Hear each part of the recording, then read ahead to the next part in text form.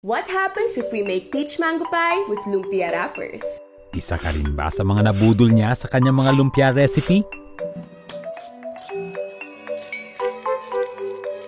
Pero ito yung budol na sobrang worth it kasi masarap at panalo naman talaga ang lasa.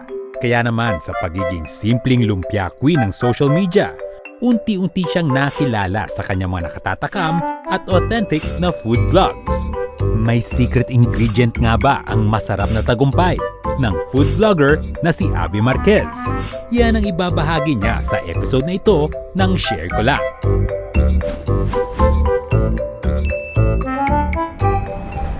Hello mga kapuso! Ako si Dr. Ana Tuazon, ang inyong kakwentuhan na psychologist sa Share Ko Lang.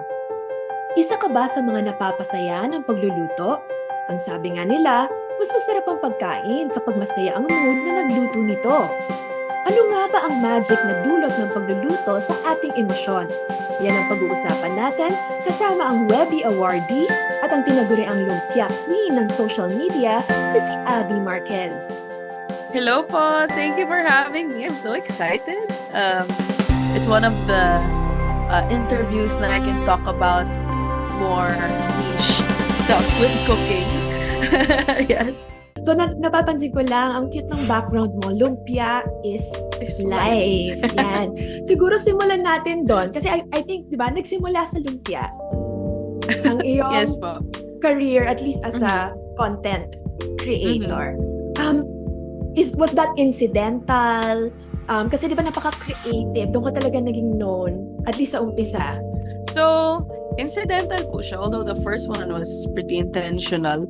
In my early days in content creation, I did this video with leftover marshmallow and lumpia wrappers from a hangout with friends. And naturally, ako po yung unofficial caterer, so nasa akin ang leftovers. And when I saw these leftovers, miss ko kung kaya ko bang ma-achieve yun by simply putting marshmallow and lumpia wrappers and frying them. So I'm so excited to try it. It was literally an experiment.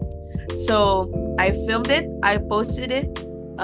Sa mga hindi pa nakakapanood, spoiler alert, it failed. Because basically marshmallow is just air and sugar. So when you heat it up, it's just gonna melt. Then every time I would post non-lumpia recipes after that, everybody just commented, what if ito naman ang ilumpia mo? As a pang dog show, kumbaga. Pang local, pang playful teasing lang. Pero pinatulan ko sila lahat. Because it's entertaining and also I also wanna see if kaya nga ba. So it's also part of, there's some inquisitive thing happening in there as well. Now, sabi nga, nagsimula sa lumpia, di ba, naging lumpia queen ka na, and that title, naging international na, ha? Nabanggit yan Yes. sa Webby Awards. Pero, naging intentional din ba yung pagiging content creator mo? Kasi, di ba, nag-graduate ka ng 2022, parang right off the bat ba? Or baka estudyante ka pa lang, gusto mo na maging content creator? What happened? I started my content creation journey while I was still a student. Last semester ko po yun in college. But to be honest, hindi ko talaga nakita yung content creation as a possible career because studying in UP or I think anywhere, they would tell you ano yung mga possible job for your degree program. And in my case, I took hotel, restaurant, institution management. So my goals were being a general manager at a hotel or being a food and beverage manager in a restaurant. But I discovered content creation simply just by playing around with the application, with specifically TikTok. And I realized quickly na nagagamit ko lahat ng skills and knowledge ko, everything I learned also in college, I could also apply. And I really, really had fun making these videos. It's something fulfilling for me and something valuable I can offer to anyone who watches. So, anong difference kaya so far? I'm sure collab ka na, nakihalubilo ka na sa ibang content creators. You recently attended and received your award, no? The first Filipino from the Philippines to win the Webby Award People's Voice in the General Social Food and Drink category. Philippines, this is for you! Pansin mo, ano yung may difference ba ang mga food content creators either sa effort, and I'm sure there is, kasi di ba, you need to really stage it Yeah. well. Food Opo. doesn't naturally look good Yeah. on camera. Yes po. And then may personality. Difference. Definitely. Yeah. Definitely. Tell me about Apo. it. Food content creation, I would say, is completely different from making a dance video on TikTok or making a cover video, because naturally, yung process po niya is you have to buy ingredients, you have to think of the recipe you're gonna do for that video, and especially my cooking videos, I really aim for them to be educational. So it matters how I write the voiceovers, the pacing. So it takes a different set of skills. And I guess the personality is also for sure the personality is a factor, because in terms of standing out, there are a lot of different food creators, hundreds almost. When I entered it, I think there were already like thousands of them. But in terms of standing out, I feel like personality is the most obvious or the easiest way to do it, because everyone can learn how to edit, everyone can spend a lot of time learning how to use a camera or learn how to use music, what the appropriate music could be used in a video. And you have to think about, in a sea of 1,000 food content creators who will make an adobo video, how can you make your adobo video stand out? And to me, that's personality. Yeah. So, ano kaya sa personality mo? What aspect of yung personality mo yung nag-swak talaga? This is a good question. I feel like I try my best all the time to show my true self in the camera, who I am in front of the camera, and when the camera is off, it's basically the same person. And I feel like people appreciate that, in a sense na when matalsikan ako ng mantika, or sorry, but kung mapamura ako in the kitchen dahil may nangyari or sumabog yung bote ng kimchi ko, I actually show that in the video. Oh my... Someone shook this bottle. And I feel like that authenticity or that organic moments, people appreciate it, because it gives them this feeling na they can make mistakes in the kitchen, and this is something realistic, this is something that looks like me or looks like themselves when they are cooking. So it provides us a level of comfort, and it removes all the intimidation with cooking. With people who I've talked to who are regular viewers of my videos, they always say I make cooking look fun and easy, and I feel like that is because this is how it really goes in the kitchen, and I show it in the camera. So important na at least authentic ka. Yes, And kasi definitely in cooking, lalo na yung mga mas traditional format, di ba, ng cooking shows, napaka-perfect, di ba, yung perfect roast is already in the oven waiting for it to come out. Sabi mo nga parang in a way, because I am a viewer of yours, no? Sabi ko, uy, kahit ang bata niya sa akin, parang relatable, accessible naman. Parang ina-assure mo, hindi, okay lang, itry mo to, huwag kang matakot. Parang may ganun kang encouragement sa amin pag nanonood. Paano nagsimula yung interest mo sa pagluluto? Lagi ka bang magaling sa pagluluto? In any skill, I want to assure everyone that you don't start already the best at it. I started out with a lot of mistakes as well, but looking back, I think growing up, I've always been comfortable in the kitchen. Hindi ako takot noon to get my hands dirty or to get splattered on with oil, or just looking at my mother cook, because I know that some people are kind of scared to take their children to the kitchen and kasi marami pong hazards. In reality, maraming hazards in the kitchen. But I feel like I've always been comfortable in it. It was my playground growing up. Early manifestations of my passion for cooking is kapag may bisita kami, titimpla ko sila ng juice without anyone telling me. And this was around 4 years old. My first fried chicken also was at 4 years old. What? Fried chicken, mantika, Yeah. talsek, 4 years old. Okay. I'm trying to Yes, imagine 4-year-old Abby. Yeah. And I guess, yun nga po, looking back at it, my mentality as a kid in the kitchen was always been, gusto ko ng fried chicken. How hard can it be? It's just chicken, seasoning, flour, and putting it in the fryer. That's fried chicken. The intention, the confidence was there, but the skill wasn't. Because I remember not thawing the chicken, so I fried frozen chicken. For sure, it was a little spotty, yung aking breading. But it helped that my parents were not against it. And by saying not against it, it's that hindi nila ako discourage. They enabled me learning in the kitchen. Hindi nila ako sinabihan na, huwag ka dito, huwag ka magprito, delikado yan. Hinayaan po nila akong matuto. And I would say it took a lot of time before I would call myself actually a good cook. My first cake was a mess. My first fried chicken was a mess. I would say my first sinaing was a mess. It just takes a lot of practice. And sometimes dedication talaga and effort to learn a skill. Nakakatulong ba sa'yo yung pagluluto? Even before the Lumpia Queen Yeah. title, no? Paano nakakatulong sa'yo ang pagluluto? Has it been a de-stressor for you?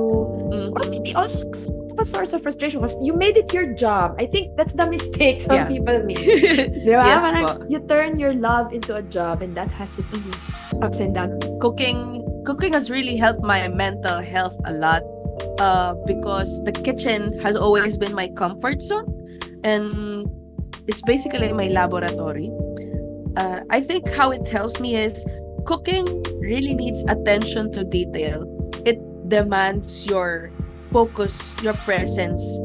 So when I'm cooking, I practice this mindfulness and that takes me away from the other stressors of life. Because pagka naghihiwa ka, you're holding something sharp, you want the carrots to be uniformly cut. It begs for your attention. And like, medyo mag-branch out po ako. It's also connected to when you said with what you said in the beginning, na people who are happy actually make better food. It's because they can focus on what they are cooking. I have cooked when I was sad or angry. And when you're aggressive, when you are in an aggressive mood, you will put salt more aggressively. You'll not be too mindful about how much of the seasonings you put in. So, yun po, number one, it demands your focus and your presence. Number two, it has become my expression, my form of expression, because food is my love language. And when I say that it's also my expression of love is pag nagluluto ako, I love having people try it and seeing them smile. When I travel, ang pasalubong ko pagkain palagi. Lastly, it gives me a sense of accomplishment. As I've said before, cooking takes time, it takes effort, and when you finally get a result that you're proud of, it really gives you joy. I did that. Yeah. Yeah, parang in a way, yun kasi yung pinaka, di ba, it's the simplest, most direct way na makita mo yung fruits of your labor. Kasi kitang-kita mo nalalasahan mo, di ba? All the senses, mabe-verify mo na, okay, may na-achieve ako. Di ba? Ang tama ng timpla, hindi masyadong maalat, may umami, di ba? Parang clear yun kasi sa buhay, hindi lahat ng achievement ganun kaklaro. Para sa'yo, Is it more of a treat to cook? Or now, kasi it's also your job, and I'm sure you're experimenting off-screen so much. Kamusta na ang burnout levels sa cooking? It is dangerous to have your passion as your job. But the way I do it is I try to keep my passion still alive by making sure I do it without the camera. I would say how do you protect your passion for something is you also have to reserve some of it for yourself and realize it's not always something you have to monetize. So in the weekends, I still cook for my family. Sometimes when I cook something so good, gusto ko ilabas yung camera ko and say, I want to publish this, but I tell myself, no, this is for you. And I feel like so far, hindi pa naman po ako nagsasawa with cooking. I guess with content creation, having it as a job has actually enabled me more to explore the passion. Because dati, magluluto ako, I'm gonna tell myself, I'm gonna have fun and cook today. And I'm gonna buy flour, ganyan. But now, having it as a job, may excuse na ako bumili ng wagyu, ng salmon, and I have the direct funds to buy these new ingredients that I can learn. So win-win, di ba? You get to Yes. fund. Na medyo, aminin na natin, it could be an expensive hobby, di ba? Yes. Lalo na kung naku-curious kasi, yun na nga, sabi mo, salmon, lobster, yung mga talagang, even good beef sa Pilipinas. Yes po. Di ba? It's not easy to find. At the same time, I really like yung strategy mo na even if medyo kating-kate ka nang i-publish kasi parang, it looks so good, baka hindi ko na maulit. Yeah. That you have to make something sacred and personal and private just for you and your family. Yes po. Yeah. Now, when it comes to cooking, bibigyan kita first choice. Mas gusto mo bang magluto for other people or magluto for yourself? For other people. 100%. Hands down, 100% for other people. Minsan nga po, pagka para lang sa sarili ko, medyo tinatamad ako. Kasi feeling ko po, I've always cooked for other people to try to enjoy. A lot of my passion for cooking involves seeing people react to the food that I make. I feel like nung bata ako, kaya po ako nagtitimpla ng juice para sa bisita is para makita silang matuwa sa juice. Hindi dahil gusto kong matutong magtimpla ng tang or ng juice or something like that.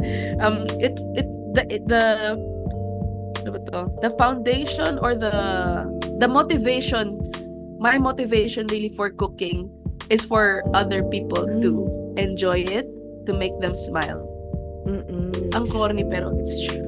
So, nagtanong kami ng mga kapuso kung napapasaya ba sila ng pagluluto. We know ano yung ginagawa nila sa pagluluto. Sabi ng isa nating kapuso, kung napapasaya sila, sabi nila, yes po, nakaka-relax. May mga palpak man minsan, pero okay lang kasi sa bawat palpak, doon ka mas matututo. Yan. So, parang similar dun sa yung Yes attitude and mindset about mistakes. Yung isa nating kapuso, sabi nila, yes, and besides, cooking is my love language. Abi, ikaw ba to? Parang ako lang po yung sumagot ng survey.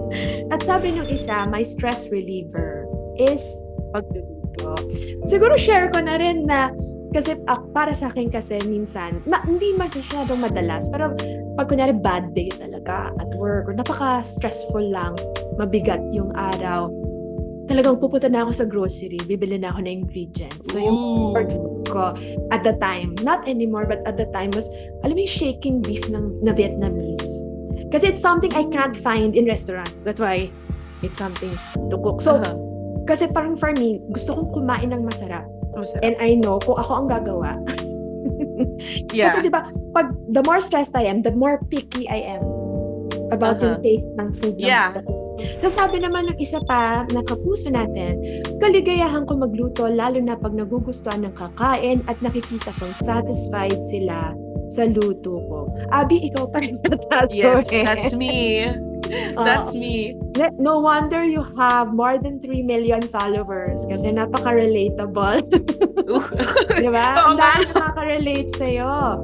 At ang sabi na isa pa, nakapuso, masaya ako magluto para sa pamilya ko, lalo pag na-appreciate nila, kahit alam ko na hindi ako ganun kagaling magluto. Yan. Nice. Actually, di ba sabi mo nag-enjoy ka pag pinatry mo sa kanila?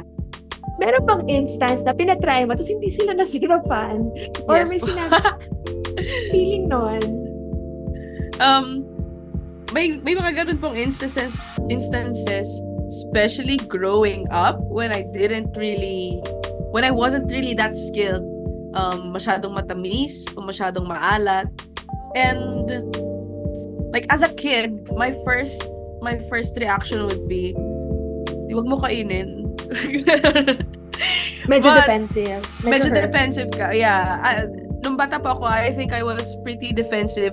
But I already had the thought na, baka hindi para sa'yo tong ginawa ko. So, siguro, one of the healthy mindsets I had growing up is people have different preferences when it comes to food.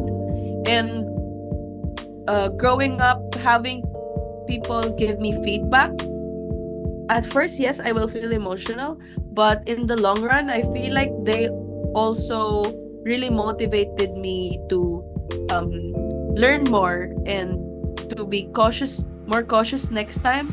So it's a balance of knowing people have their own preferences and also maybe thinking for yourself na next time be more cautious about it, and also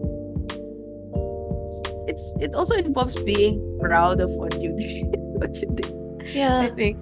Ang hirap maging people pleaser. If you want to cook for everyone and please everyone, Yeah. spoiler alert, you cannot. But of course, there's room for improvement also. You cannot always just say, hindi, mali ang panglasa mo. Ikaw lang, it's a you problem if you don't like what I cook. You also have to accept sometimes that there's room for improvement. Do you have a final message for those who want to start? Diba? Those who might parang gusto magsimula mag-cook, whether just cooking for themselves, personal, or even thinking about taking it to the next level and making it somewhat of a career. So, again, start with something simple. Know that at the beginning, you can try recipes of others. That comes with practicing. So, practice and practice and practice. Try people's recipe first, but when you finally gain that level of confidence, you can try making your own recipes. And know na siguro na when you're trying recipes of others, don't take it as a gospel truth na no, there's some flexibility with it. That's why salt is to taste, pepper is to taste. It's because we want you to customize the recipe according to your liking. So, start with the basics and try other people's recipe. Make sure you remember cooking is flexible. Taste along the way. And maraming taong ang scared magluto pagka pinapatikim ko sa kanila, masarap ba? Hindi nila alam. Or they don't know if what they're doing is right dahil hindi sila experienced. Just keep on asking yourself, is this something you would eat? If yes, then oh my god, you're in the right track. And lastly is have people taste your food, because that's how you get feedback and learn if your food is actually nice for other people. And it's also it allows cooking to be a social activity, and that really adds to the whole cooking experience. When you learn how food can be powerful enough to affect other people's moods and days and their relationship with you. I like what you said. No, cooking is powerful. It doesn't just change us, it can change other people. It can make us happy. It can make us feel, some comfort. Then, diba? At the same time, itong natutunan ko kay Abby, you need to be happy. Yeah. To cook good food. Diba? So, in a way, parang that's part of your mise en place, 'di ba? That's part of your preparation. Kailangan, 'di ba? If may troubles, find a way to set it aside. Kasi, and then, when you enjoy cooking, good food comes out. Yeah. Thank you again so much, Abi Marquez, Lumpia you. Queen, and congratulations no, sa mga recent awards and nominations Yes. as well. Yeah, thank Thank you so much. Kung may gusto kayong pag-usapan, mag-iwan lang ng comment below or email us at sharekolang@gmanews.tv. We're also streaming on Spotify, Apple Podcasts, and Google Podcasts. Thanks for tuning in.